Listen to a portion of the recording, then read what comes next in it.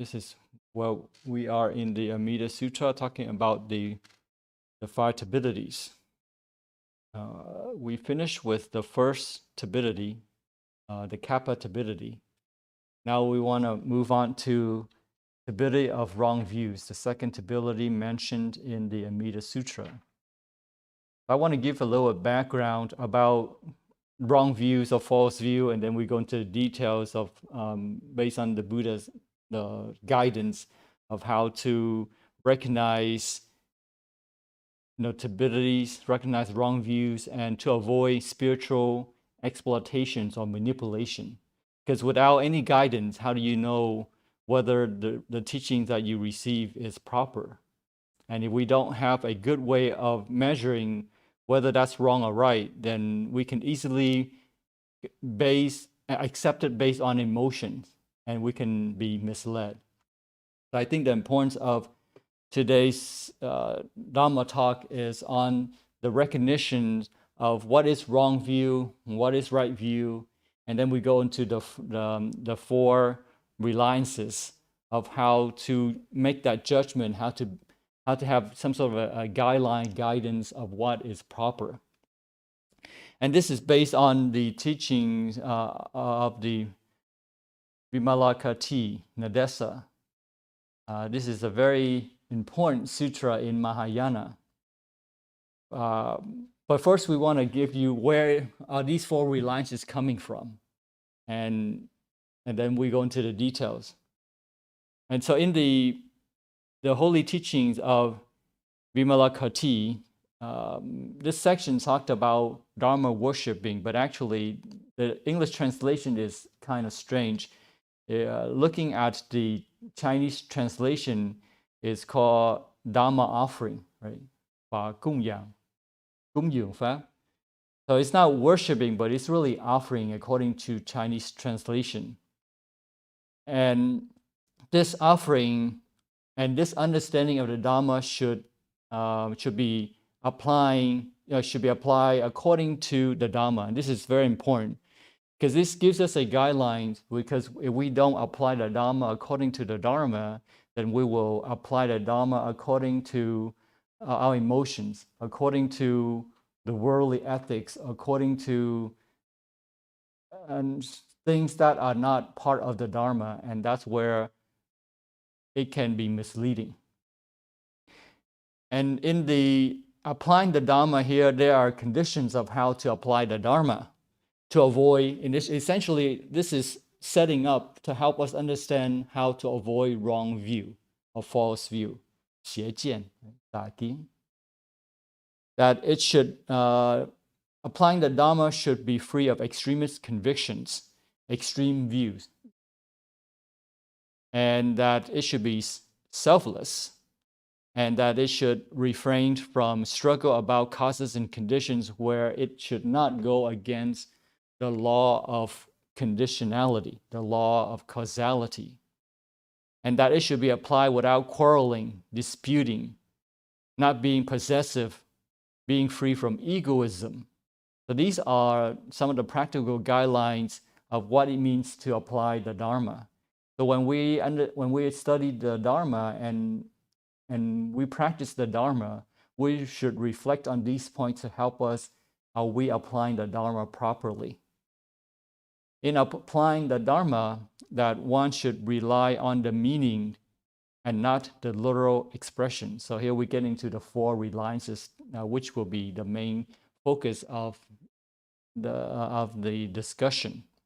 That's the first one. It's not just on the words, but on the meanings.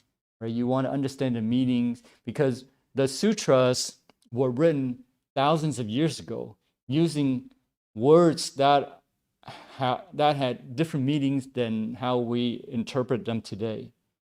So therefore, we cannot just literally blindly go by the words, but we should understand the meanings behind the words. The second reliance is to rely on Noxus. Noxus is wisdom or knowledge, and not on consciousness.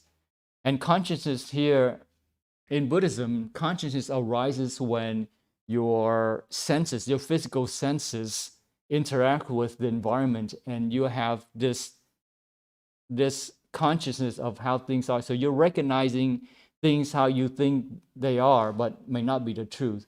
So here, the sutra is telling us to rely on knowledge or wisdom rather than sense consciousness. And the third one is to rely on ultimate teachings, definitive in meaning, and not insisting on superficial teachings interpretable in meaning.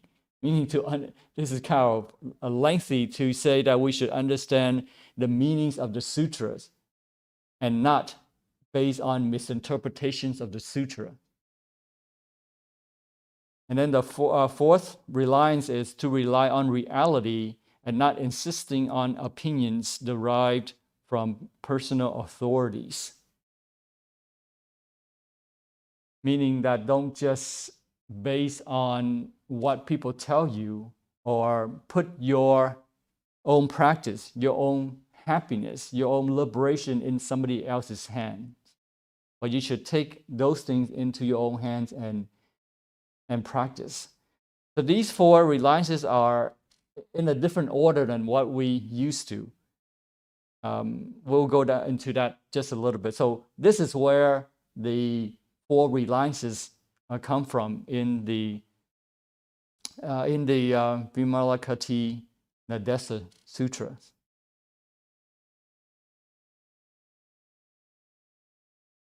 And then finally, if we have these elements in our views, in how we apply the Dharma, then we will be able to attain peace by stopping everything from ignorance to old age, death, sorrow, lamentation, misery, anxiety, and trouble, and realizing that living beings know no end to their views concerning these 12 links of dependent origination. The 12 links of dependent origination are called conditionality. 12因缘, 12因缘. When you do not hold to any view at all, it is called an excel Dharma worship or Dharma offering. So this no view here, I want to explain just a little bit because it can be misled to say no view. I want to avoid anything. I have no view, no opinion, so that's no view. Well, that's not necessarily right view. That kind of no view is not right view. But right view is also a non-view, where this view is perfect. Right? Non-view here does not mean inability to differentiate between wrong and right. So it is right view. It's just that it's not biased. That's why it's non-view. So this non-view here is in a sense that it is not held with the same fanaticity, the same opinions, the same your egoistic thinking or convictions of its absolute rightness, thinking that it is the end and not the means to an end. So false views are usually associated with unskillful mental state because of, in other words, you can say that because of your unskillful mental state that drive you to have wrong views. The Tathagatas, Rulai or New Light, the Tathagata has no views, meaning he has right view, not that he does not have any ability to differentiate. With his no view, right view, he sees things as they are. And because he has awareness, that even though he teaches the Dharma, he teaches it as a raft. And that is something to be left behind once the other shore has been reached. Right? There's no point in carrying with you. So the raft, the Dharma, is the means to an end and not the end in itself. So what is false view?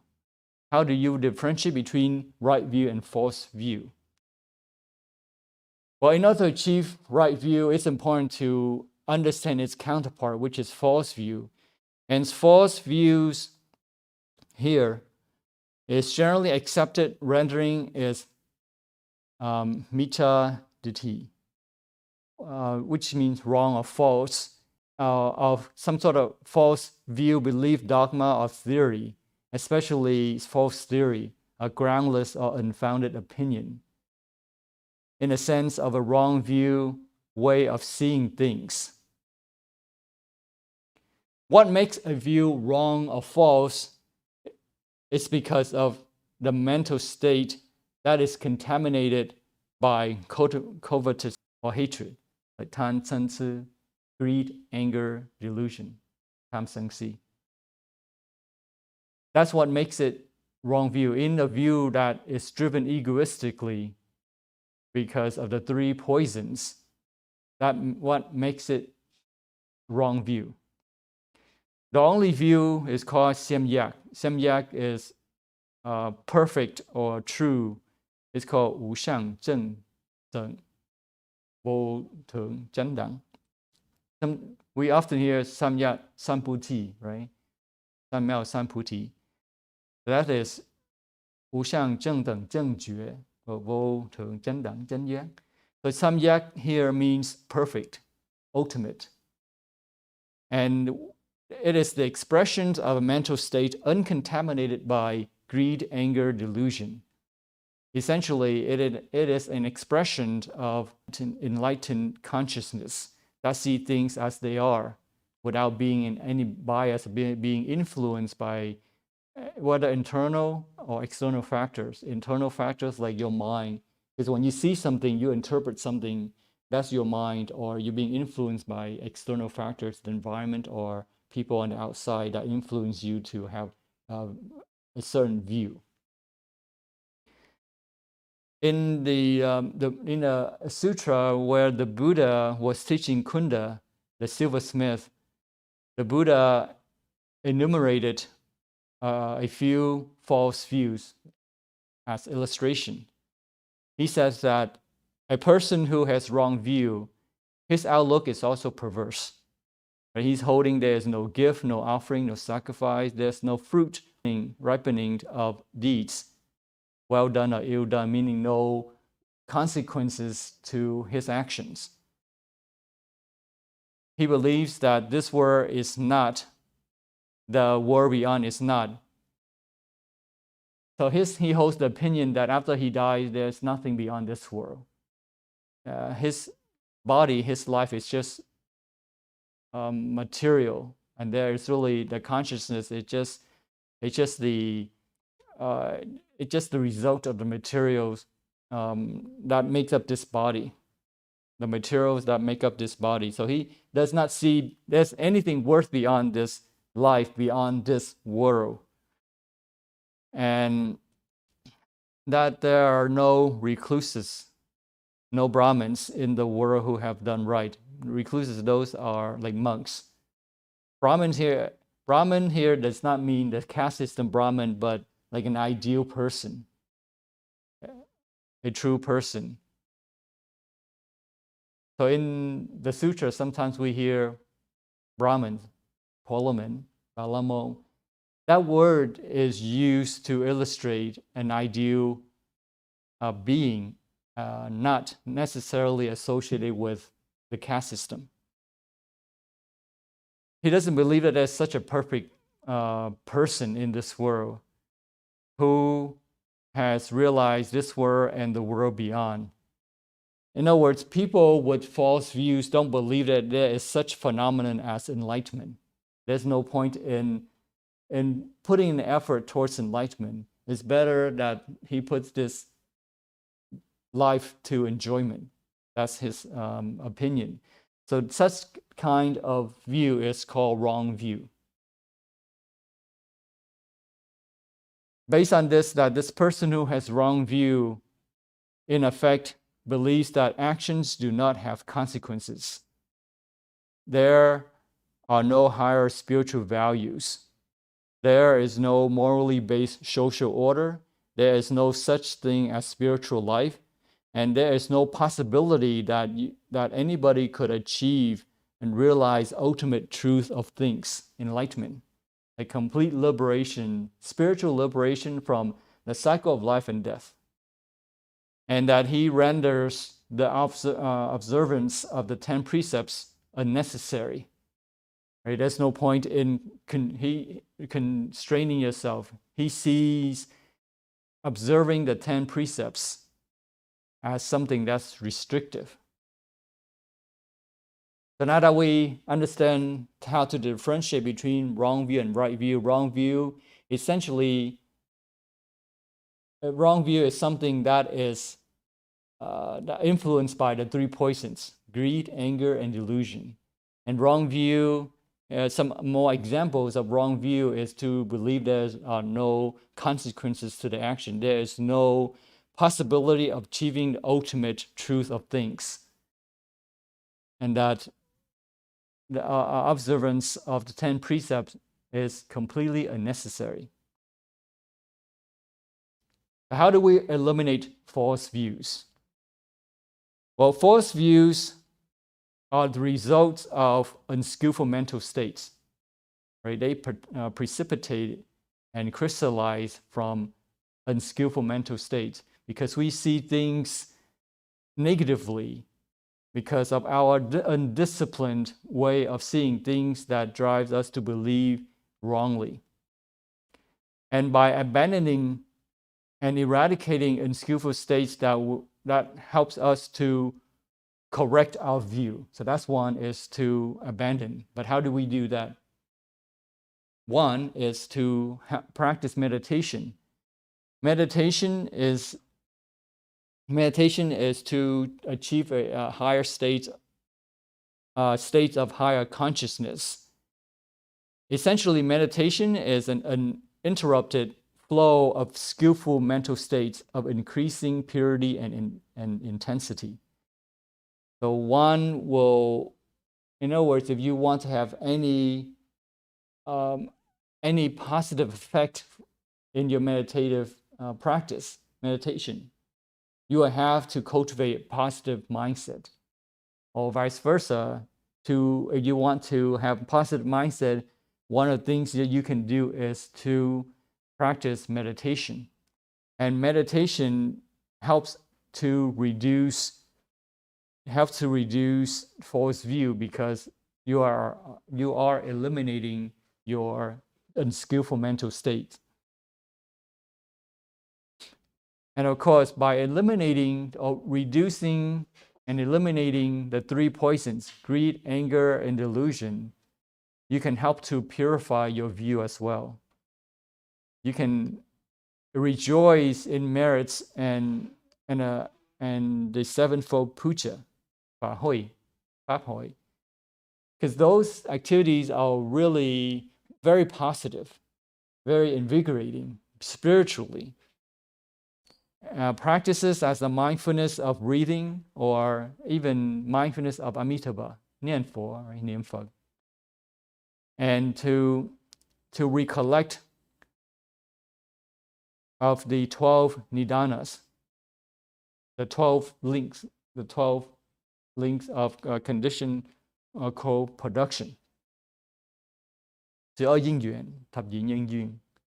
And also to understand the principles of sanyatas and voidness, that helps us to eliminate the 3 poisons. Right?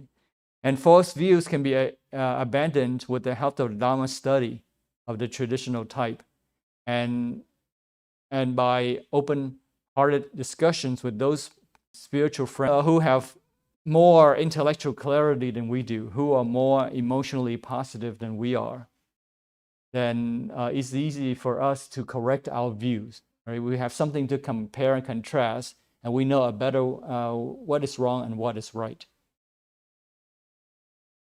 So overall, the more false views generally and radically abandoned, the more there shines forth insight and perfect vision.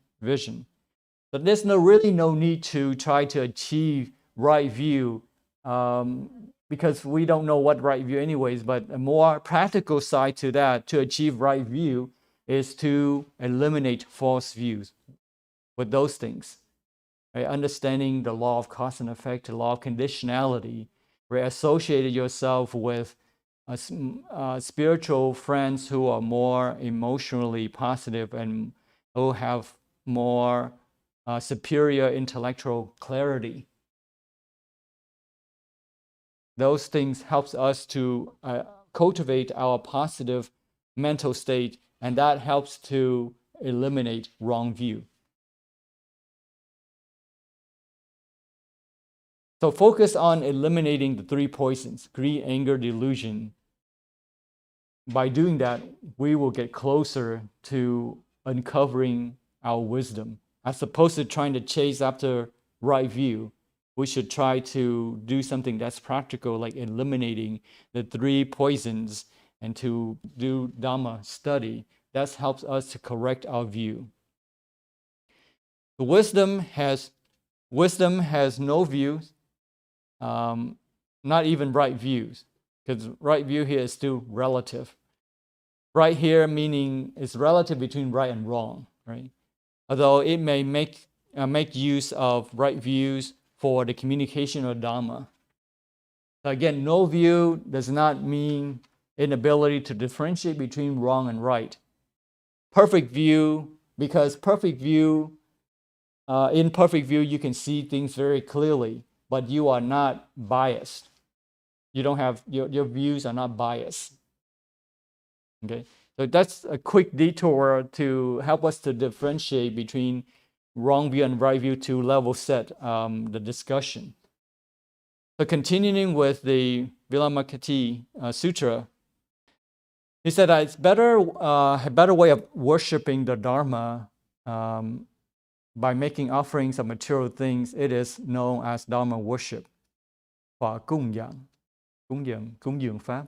So Dharma worship here is much better than worshiping the Dharma, the Buddha says. The Dharma worship is determining the Dharma according to the Dharma, meaning to apply the Dharma according to the Dharma. This means not trying to understand the Dharma in accordance with the modern, secularist, humanist, rationalist, scientific modes of thought, but we should apply it, understand it in accordance with the Dharma. In accordance with anything else is to falsify the Dharma, to distort it, to betray it. So what does this mean? Some people view Buddhism, the Dharma, as a religion. We should understand what this means before we say correct or incorrect. It is correct to view Buddhism as a religion in terms of the original meaning of the word religion, and not superstition, worshipping. We have to understand here that the original meaning of the word religion is to observe certain things very carefully and mindfully. One is circumspect and scrupulous, even in this very positive and respectful context, fearful in the way one goes about devotional practice. Right? So that's, if Buddhism is interpreted according to the original meaning of religion, then yes, Buddhism is religion. Decorating a shrine, for example, or attending a puja with genuine feeling of aesthetic joy and a certain sense of devotion is very positive. So it increases your in a way, it directly increases your state of consciousness. Right? So that's, if Buddhism is interpreted that way, then yes, Buddhism is a religion. But if Buddhism is interpreted in a sense of deistic sense, a sense of a creator God, then that is not, Buddhism is not religion. Does it make sense? Right? So before we say Buddhism is not religion, well, we have to understand clearly what is meant by religion. If it's meant as something to think carefully, something that's very positive, then that is, you can say Buddhism is religion. But if it's in a deistic sense of a creator God, then it is not, Buddhism is not religion. The second way of misinterpreting or wrongly understanding Buddhism is that to see Buddhism as a philosophy. Some people like to say that, yeah, Buddhism is philosophy. Buddhism is not religion. Buddhism is philosophy. Well, let's understand what this means. We can say, yes, Buddhism is a philosophy in terms of revealing to humanity the truth, law, and the principle that the Buddha has discovered or realized in a systematic way. Then yes, Buddhism is philosophy. But it is not. Buddhism is not philosophy if it is just speculative intellectual sense. Right? In a speculative intellectual sense that remains divorced from any kind of ethical and spiritual discipline, which has no real bearing on our own lives. There's no realization. You don't really apply in your life. So that's why it has no real bearing on your life. Then Buddhism is not philosophy. But if it is a philosophy, if it reviews and it brings the truth, the law, and the principle that we can apply to increase our state of being, then yes, Buddhism is philosophy. Does it make sense? Another wrong view that people have is to associate Buddhism with Marxism. According to Ambedkar, Buddhism has some similarities to Marxism, but it is not Marxism. The similarities are that they both recognize dukkha, right, the suffering in society, and they both encourage abolitions of private property and to avoid exploitations in the world. But where they differ is that communists did so by means of force and violence. Of course, that will just lead to destruction. Whereas the Buddha's method was of persuasion, of moral teaching, of compassion and loving kindness. And as a result, it leads to spiritual liberation.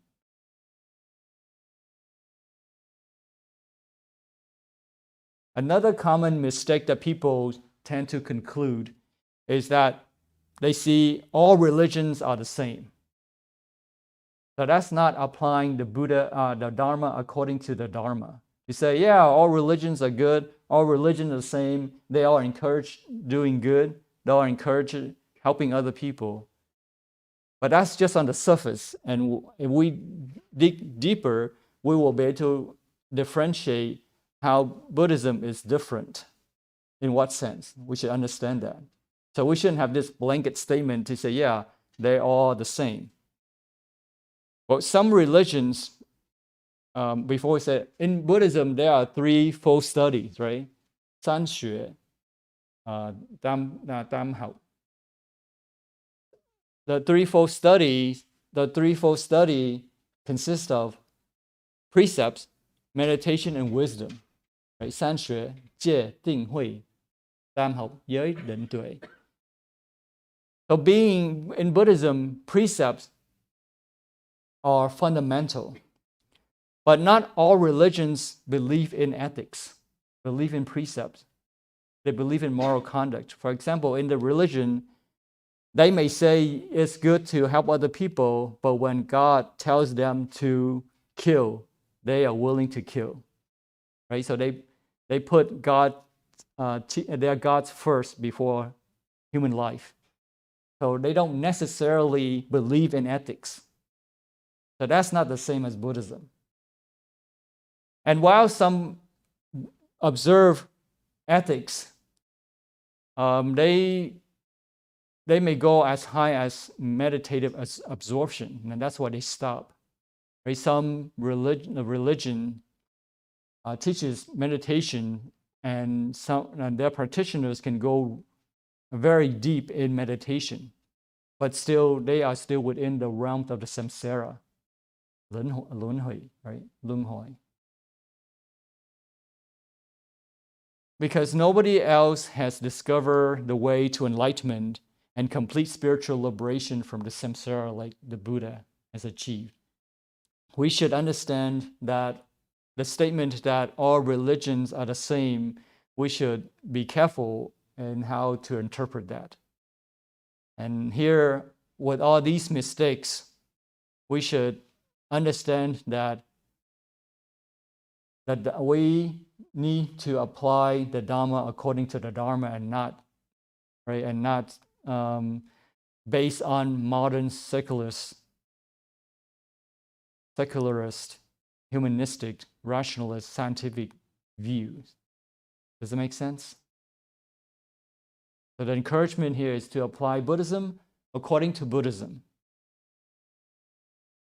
And even if we're trying to stay within Buddhism, but if we take Buddhism and we break off a bit of the Dharma here and there and try to apply it, then it won't work either. Like, for example, to take some Buddhist teaching and apply it according to, say, like Christian ideas, it just won't work. It won't work as the Dharma. There's no such thing as Christian Zen, for example. Right? So you can't just take a piece of it and apply it in a different context and say that's the Dharma. So if we don't understand this, we will not be able to apply the Dharma according to the Dharma. And without proper understanding, we can easily fall victim to exploitation, spiritual exploitation. So in this book here, the author gave an example like about spiritual life, about growth and development, and about meditation. Often these terms are used rather vaguely and superficially, and few people have a clear idea of what they really mean. And of course, and if you don't know what those terms mean, then you lay yourself open to what can be called exploitation. For example, like someone comes along, and they set up their spiritual shop, advertising this or that technique of personal development, meditations, or even some quite bizarre teachings, and charging a lot of money for it. Without clear criteria to apply, you may get involved with reasonably positive group, or you may get psychologically damaged by a cynical racket. But you won't be able to make real spiritual progress because you have no criteria to apply. You have no way of telling whether that's true or wrong. So we need criteria for spiritual life, and such criteria we find in the 4 reliances. So this is getting into the core discussion, the core topics of today's discussion.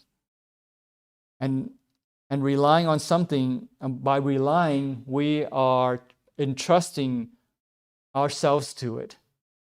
And these 4 great reliances, actually the order that we're used to is that one should rely on the Dharma, not on any person. First, that's the first reliance.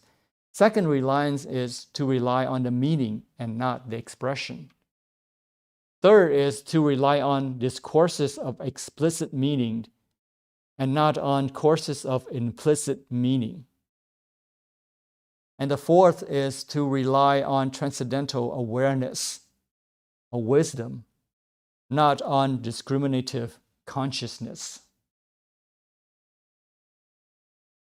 So the first one should rely on the Dharma, not any person. So the person here could also be rendered as individual. And the Dharma means the teachings of the Buddha. So this is rather a strong statement, because this is saying that we should not rely on anybody to teach the Dharma to us, but we should rely on ourselves understanding Dharma. And one could ask, is this advocating isolation?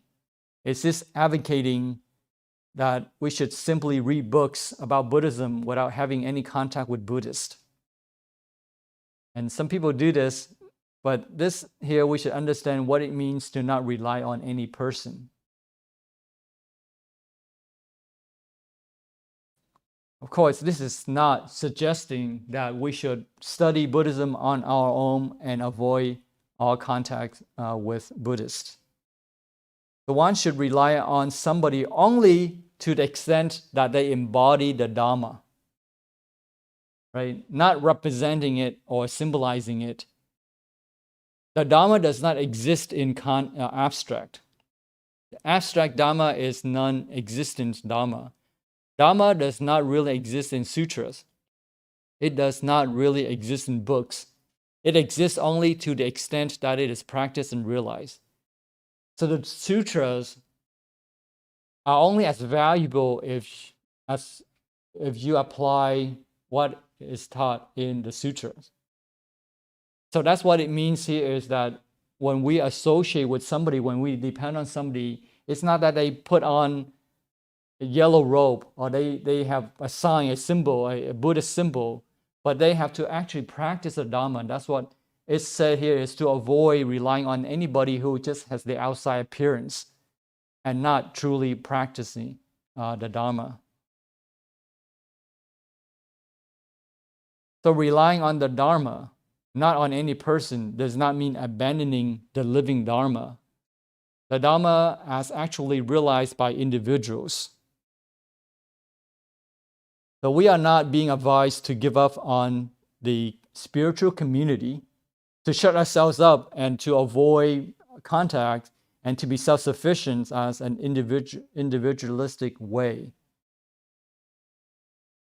And we should not take this as a directive to rely on our own limited subjective understanding. But what this is telling us is that we should not rely on authority. We should not rely on other people to interpret things for us and to do the practice for us. Not to pay a master with a sum of money and then have him perform the sutra or the puja, have him perform some pujas or do the practice for us. But we should do the practice ourselves. We should learn the sutras and apply the sutras in our own lives. And not to rely on authority. Any person here, rely on any person here means not to rely on authority. But what is authority? First here, let's make a distinction between natural authority and artificial authority.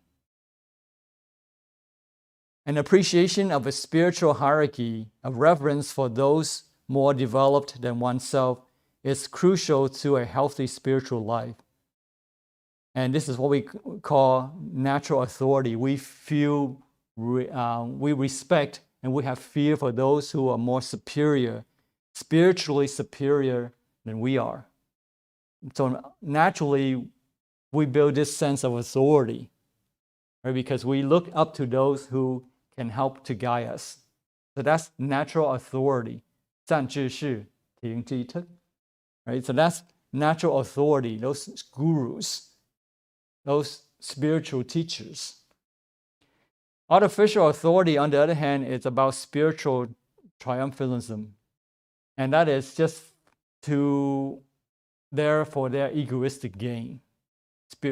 Physical powers that we talked about a few discussions ago.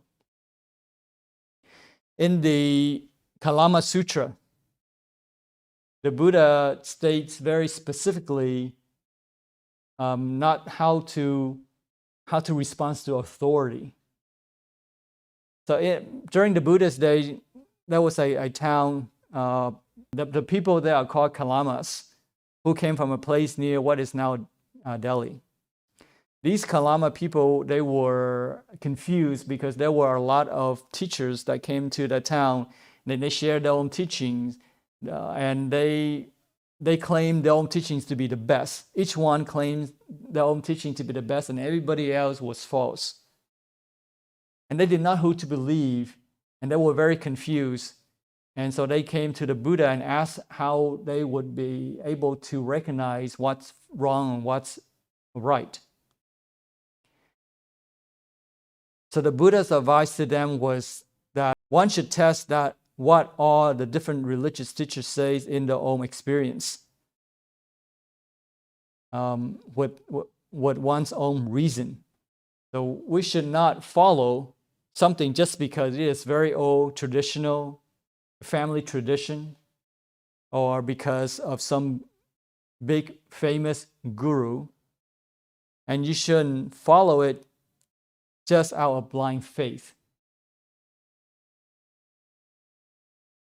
But if you practice a certain teachings and you find it is in accordance with your reasons and your own experience, if you find it does you good, then accept it.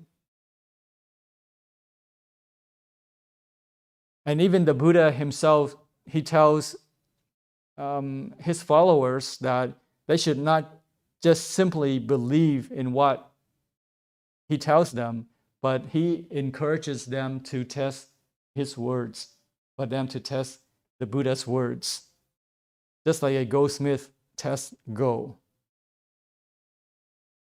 The goldsmith tests gold to find out whether it's real gold or fake gold. And there are many imitations, and we should test them all, those that we come in contact with. So we should not just accept based on authority, based on tradition, or based on what is commonly accepted, but we should test to make sure that it's the real thing. So when we practice Pure Land Buddhism and we truly practice mindfulness of Amitabha, we will know that it will do us good. And what it means here, that when it does us good, is that we have this joyful faith arising in us. So the more that we are mindful of Amitabha, the more joy that we have, this joyful faith increases. The Buddha is the only great religious teacher who has said this sort of thing to test his own words. You don't see this in other religions where the teachings are forced down onto the followers, and that should they challenge the teachings, they could be persecuted. So the Buddha says here that wise people test the words of those people just like a goldsmith tests gold. And usually they find out it's not real gold, but only imitation. So let's go back to the mystic guru that we just talked about exploitation. For example, he said that there's some new spiritual teachers is expected in town. And posters, leaflets are plastered all over town to advertise, to publicize this incoming of the new guru teachers. And you hear usually from some devotee speaking with bated breath of how great the teacher is, and that he's a very great guru, he's a very great wise teacher, and rumor is that he is enlightened. And depending on the traditions to which he belongs, you may be told that he is an incarnation of God, or incarnation, or just plain God, that he's an umpteenth reincarnation of some great spiritual personality of the past. He's some sort of a head of a huge organizations with thousands and even millions of followers. And of course, they possess some sort of spiritual secrets. So then eventually, the guru arrives in town, and the big meeting is organized to receive him. And of course, you don't get anywhere near him, but you catch a glimpse of him from a distance. You see him sitting at the front of the hall, surrounded by a halo of electric light bulbs. And of course, you are terribly impressed, and you believe every word, and you accept every word. You hang on upon every word that he says. And you've been told that he is an enlightened master. And after a few days, he flies off to the next city. And in the wake in his wake, a local group is started advertising his particular technique of personal development or meditation, and you enroll yourself as a disciple all on the strength of an illusion, because there's no basis, there's no guidance of what is proper. So you are emotionally drawn in, and it's very enticing, it's very pleasing to you, and so you have decided to join. But this is rather perhaps an exaggerated story, but it is not exaggerated very much, because things of this sort have happened in the past. And they will keep on happening as long as people continue to rely on a person and not on the Dharma. But that's the importance of the first reliance, is to rely on the Dharma and not the person, so that we understand what is proper and what is not. Of course, this is not to suggest that there are no genuine spiritual teachers. But real spiritual teachers do not make claims about themselves, and they do not allow their followers to make claims on their behalf. So they are not out to impress people. They are not out there to go after power. Anybody who does make such extravagant claims is not a spiritual teacher, but a politician, according to the author. And that makes sense. People are being exploited because they are insecure, because they want to be told what to do by some authority figure. So the problem with abiding to artificial authority is that you can fall victim to such exploitation. The first reliance comes, therefore, as a timely warning, right? One should rely not on claims, not on authority, not on power, but on the Dharma. What this means is that the Dharma is actually embodied in the lives of spiritual friends with whom one is in real contact and communication. It is spiritual friend that helps us practice the Dharma, not glamorous but distant spiritual superstars. So what's important here is to practice the Dharma.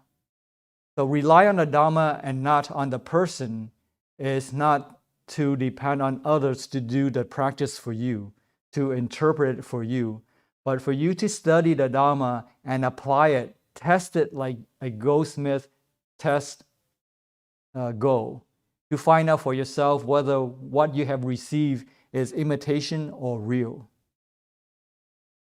No spiritual superstars can ever ensure our rebirth in Sukhavati. If we practice and we have this joyful faith, then that is a better reliance than to have somebody to deliver us to Sukhavati. Even the Buddha himself can't even deliver us to Sukhavati if we don't put in the effort. So our rebirth is between our own effort and the escort of Amitabha. Amitabha has the power to escort us to Sukhavati, and that is all taken care of. The only thing that we have to do, the only bargain that we have to meet is our own effort, to put in our own effort, to have this joyful, faithful rebirth, and not just some wishful thinking without any kind of efforts to substantiate it. This emphasis on contact with living Dharma, with people who are practicing Buddhism, does not mean that we can forget all about the study of Dharma as presented in the scriptures. So we have to find a balance here. So we have to do our own study and apply it in our lives. But at the same time, we should maintain contact with our spiritual friends who are more spiritually superior than we are. The scriptures are the record of the spiritual experiences, insights, and discoveries and realizations of the Buddha and his disciples down the ages, and studying them is a tremendously valuable source of inspiration. But the scriptures are best studied with the help and companionship of spiritual friends who really, truly practice and apply the Dharma in their lives. So by virtue of their own spiritual experience, will be able to bring the words of the scriptures to life, right? They apply Buddhism in their lives because they understand the Dharma, and we can be inspired by their application.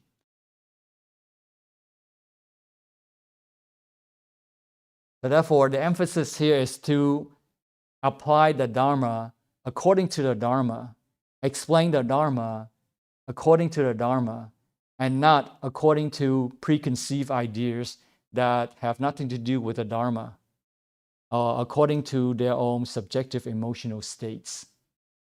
Right? So applying the Dharma according to the Dharma is not based on biased opinions, not based on subjective emotional states. So what are some of the examples of not applying the Dharma according to the Dharma? Misunderstanding emptiness, for example, right? Thinking that all things do not exist. That is not applying the Dharma according to the Dharma, because it turns Buddhism into pessimism, that it has no value to the world. That as a result, the practitioner does not do anything, is not motivated to do anything. Another example is liking Buddhism for the wrong reason. For example, a person who is seeking distractions or fruits of happiness, and as a result of that he unintentionally inflates his own egoistic attachment and self-craving, rather than seeking enlightenment to eradicate the root of suffering. Right? He likes Buddhism, he practices Buddhism for his egoistic attachment. He cultivates merits not out of the benefits of sentient beings, but for his own future happiness. So that's not applying the Buddha according to the Dharma. Or that he seeks meditative bliss to suppress his own afflictions, rather than seeking spiritual liberations from all afflictions. Right? One enters meditation to avoid duties, to avoid afflictions, to avoid problems in life, as opposed to empowering himself to resolve problems, to achieve spiritual liberation, a state of no suffering, a state of no fear. What we should take away from this is that based on these examples, how do we know that we are applying the Dharma according to the Dharma? Well, one thing is that when we realize the Dharma and we apply the Dharma in our lives, it should make us smarter, spiritually smarter, and also worldly smarter.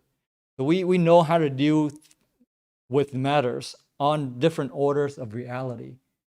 Right? We encounter problems, but we have the ability to overcome those problems, to put in the proper conditions. We understand the law of conditionality. And there is no fear, there is no running away, there is no escaping to avoid problems. So a person who truly applies the Dharma according to the Dharma would have no fear, no running away, but rather is equipped with the ability to solve problems. Does it make sense? So that's the first reliance, is to rely on the Dharma and not on some artificial authority. We should practice the Dharma ourselves and apply the Dharma in our daily lives. The second one is to rely on the meaning and not on expressions, on literal expressions. We need to make sure that we are being sensitive to the spirit, not just the letter of what is being said, not just the words, the letters on the pages of the scriptures, but on the meanings of those words.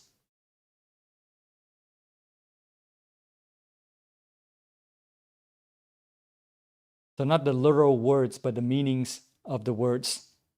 But we cannot understand what someone is saying if we pay more attention to the way, if we pay more attention to the way that they are talking than to what they are trying to say. If we only listen to the words but don't understand the meaning behind those words, then we cannot understand what is it that they're trying to communicate to us. And that's what leads to miscommunication, misunderstanding. And it often crops up in the course of ordinary communication. Sorry, when you try to tell somebody something, and to your surprise that, and even annoyance, that they keep picking up on the phrases, figures of speech, even individual words in a quite unreasonable way. For example, some people, they think that they understand Buddhism completely. That's always because based on what they observed, not based on their research or their in-depth study of Buddhism. And so therefore they wrongly conclude that Buddhists are superstitious people. They are just statue idolizers. And they are escapists. They're selfish, they're pessimists. And you keep telling them, no, Buddhism is not about escapism, but they don't understand that. All they see is, Buddhism, it's about seeing the world as suffering and to be liberated from suffering, to escape from this world. And you keep telling them, no, Buddhism is more than that. It's not about escaping from this world, but they keep picking you up on those words, and then they come to their own conclusions, and they're not listening to what you're trying to say. Right? They don't see the value of Buddhism. And the value, in other words, they don't see the merits of Buddhism. They don't see that in the Eightfold Path, the teaching is on merit cultivation. And with merit cultivation is to help other people.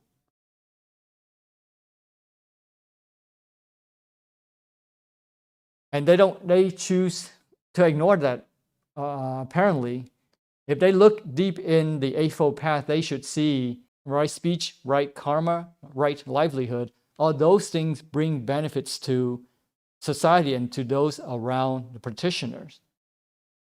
And they don't see that there is a profound transformation in the practitioner, transforming a mundane person to a truly individual, not just a unit in a mass, but a true individual who understands between wrong and right, and who can make up his or her own mind. And furthermore, it leads to transcendental, and then unsurpassed wisdom and compassion. So those are the things that they don't see, and they choose not to see because it is all based on their observations and not their in-depth study of Buddhism. So that's miscommunication. So there is no real communication. There's no real understanding. Even for us, when we practice the Pure Land method and we want to have rebirth in Sukhavati, but we're not willing to transform our own being to be consistent with the livelihood in Sukhavati, meaning that we are not resonating with the ideals, with the livelihood in Sukhavati. We should have our lives consistent with how the Bodhisattvas in Sukhavati live. That is true understanding. If we only see the words in the sutras, and we see that in Sukhavati there is only joy, no suffering, the foods and clothes appear as desired, and we are resonating with that, then we are not truly communicating. We are not truly understanding the Dharma. We are only desiring the sweet fruits without putting in the corresponding labor required, right? The efforts required. That is misunderstanding of the sutras. Communication is possible only on the basis of openness and receptivity. If we really want to understand and we are open to communication, and we have attention, we have awareness of what's being communicated to us, then we will be able to understand its meaning. But if we want to pick certain words and certain things that we like to focus on and not understand the meanings behind the words, then we will not be able to understand the spirit. We only can see the letter, and only see the words, but not the spirit. Right? So what the second reliance on is that don't just look at the words. For example, the sutra says there's only joy, no suffering, and that's what we're attracted to, but we don't see the criteria behind it. And the criteria for rebirth in Sukhavati are joyful faith and to live according to the teachings in the sutras. This applies to ordinary day-to-day communication, to one's communication with one's spiritual friends, also to one's study of scriptures. One should rely on the meaning of the Dharma, not on its expressions in words or phrases. Otherwise, one is in danger of becoming a mere scholar of Buddhism. Right? Someone who may have the letter of the Dharma at their fingertips, but who does not come within 1,000,000 miles of its spirit. So we don't understand the meanings behind it. We are very far from understanding the spirit of the sutras. To understand the spirit of the teaching, we should avoid literalism. The words in the sutras, they were written hundreds, thousands of years ago, and we should understand the meanings behind the words.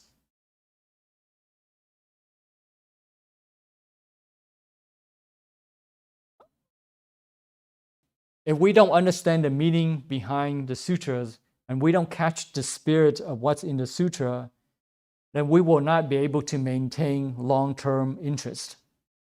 And the reason for losing interest is because of either fear of commitment or lack of commitment.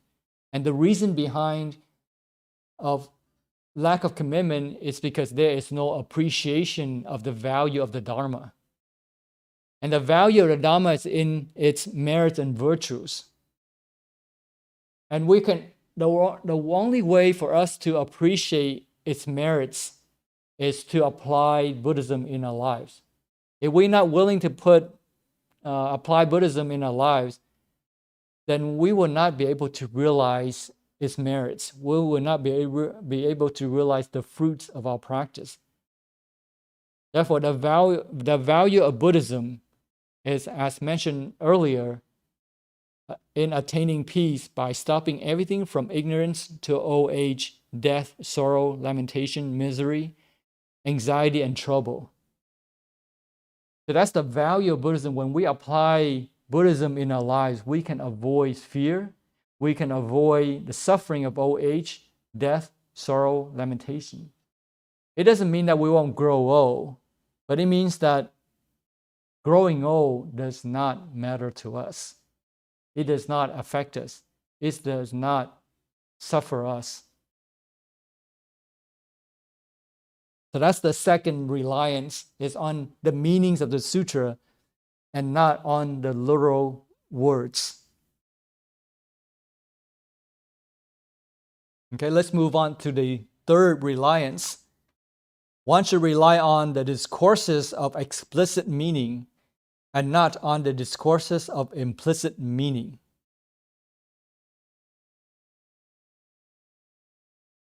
The discourses translate the word sutras delivered by the Buddha, discourses on the Dharma. And there are numerous, 84,000 Dharma teachings or methods. In some cases, their meaning is quite obvious. And in some cases, some interpretation is needed. For example, in the Dhammapada, verse 5, the Dhammapada says, enmity does not cease by enmity at any time. It ceases only by non-enmity. Or we can say hatred never ceases by hatred. it ceases only by loving kindness, right? So this is easy to understand. There's no interpretation needed.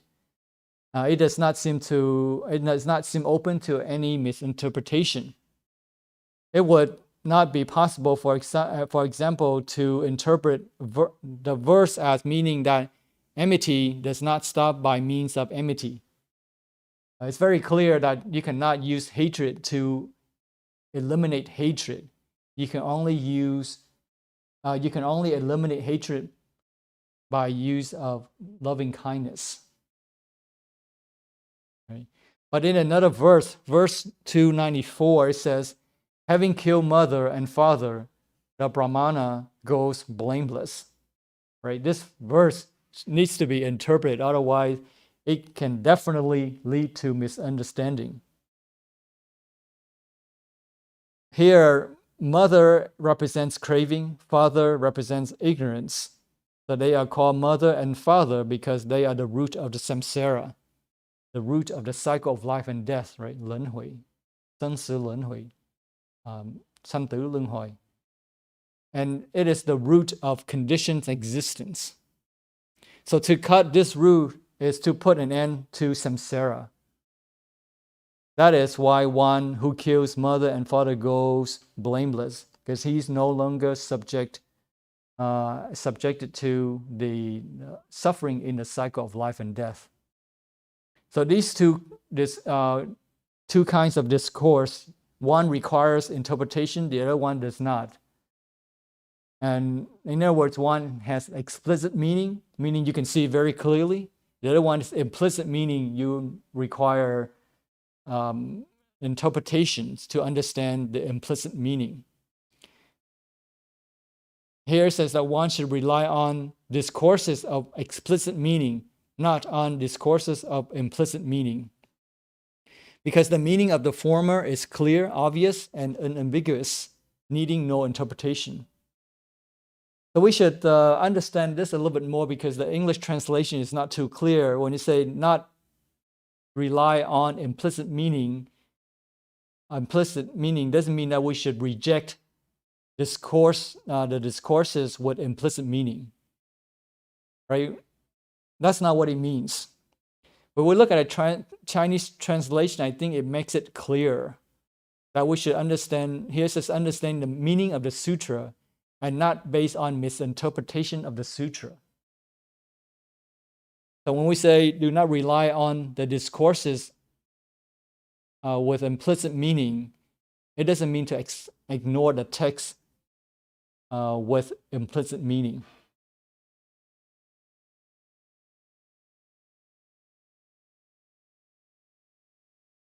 So what's important here is to understand the meanings of the sutras and not to go by misinterpretation. The implicit meaning should be interpreted in accordance with discourses of explicit meaning, meaning it requires explanation, it requires proper interpretations. So your interpretations can be fanciful and far-fetched as you like, and you can bring out all sorts of strange, unexpected, and outlandish ideas or examples, but one should not contradict the discourses of explicit meaning. So this is still not very clear. To simply put, if we want to bring out the implicit meaning to be in accordance with the third reliance, right? We bring out the implicit meaning to be more explicit. We should not misinterpret its meaning. What does that mean?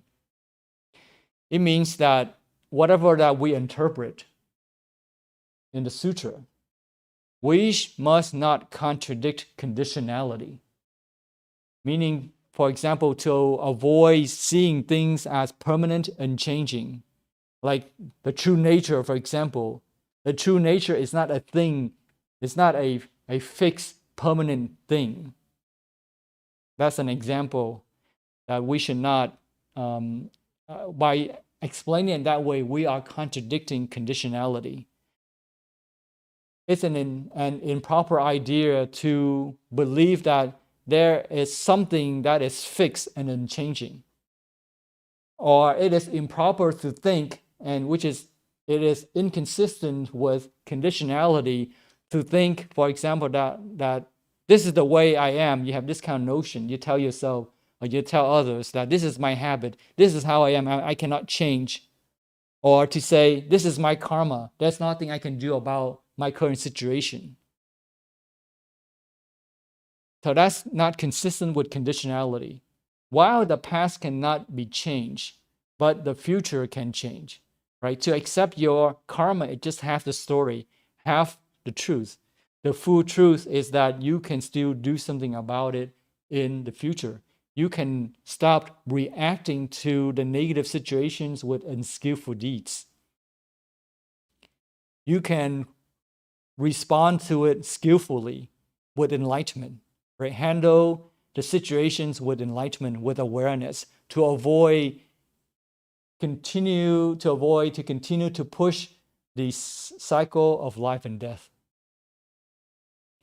So the proper thinking here is that to understand that everything is under the influence of the past karma, the present volition, your intent, and the environment. Those three factors make up the overall influence. So if your past is strong, but if you have this strong volition, your strong intentions, and you're in a very positive environment, you can overcome the effect of the past karma. And another proper thinking is that change is conditional. It can either be worse or better. Right? So without change, without impermanence, there is no hope for spiritual liberation. Without change, future is very bleak, very dark, very sad, because we will be permanently stuck as dissatisfied mundane beings in the samsara. Right? There is no hope for us to achieve spiritual liberation. So whatever that we do, we need to be consistent with conditionality. And there are many teachings, and there are implicit and explicit, and if we don't have the proper interpretation, it can be very confusing. There are so many teachings, and they may even sound contradicting. And the Buddha has given us a guideline, some guidance on cultivating and finding a suitable method for our study and for our practice. And this is illustrated in one of the sutras where one time Mahapajapati was the Buddha's foster mother who took care of him, raising him. And she was perplexed, she was confused by the discussions and the teachings of the bhikkhus, the monks. And she didn't know what to accept. And so she came to the Buddha and asked the Buddha for general guidance of what to accept as something that is taught by the Buddha and not something that is misinterpreted by somebody else.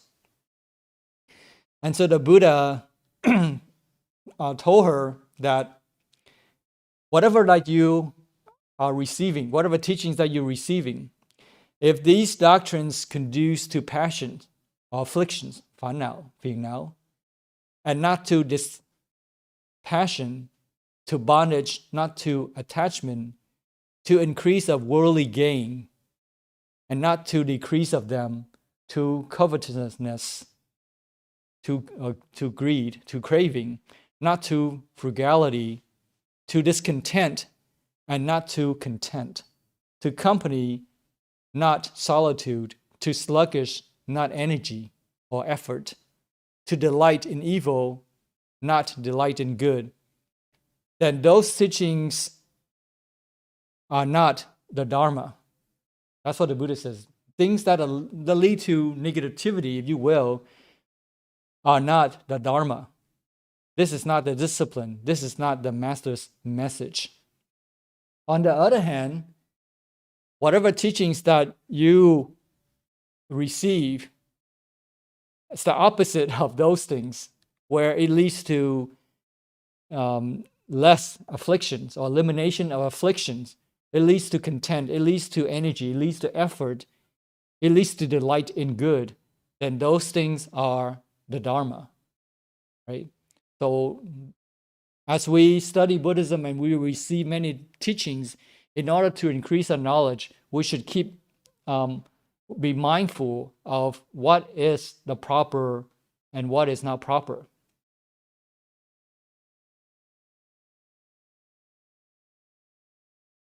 So the Buddha was prepared neither to accept nor to reject the teachings absolutely. With complete intellectual detachment and freedom from preconceptions, he surveyed them all from the standpoint of enlightenment. That the Buddha will listen and will determine whether that's proper or not from the angle of enlightenment. Does it contradict conditionality? So just like somebody who has ascended a mountain, a very high mountain, and he can look back in the mountain and clearly see which path leads to a dead end, or which path will lead up to the peak of the mountain, and which path is safely can be traversed safely versus which path that has dangers along the way. So follow the middle path of accepting as part of his own teachings whatever was conducive to the attainment of the beyondless heights of liberation, and rejecting as false and wrong whatever hindered or retarded or even merely did not help in the process of spiritual ascent.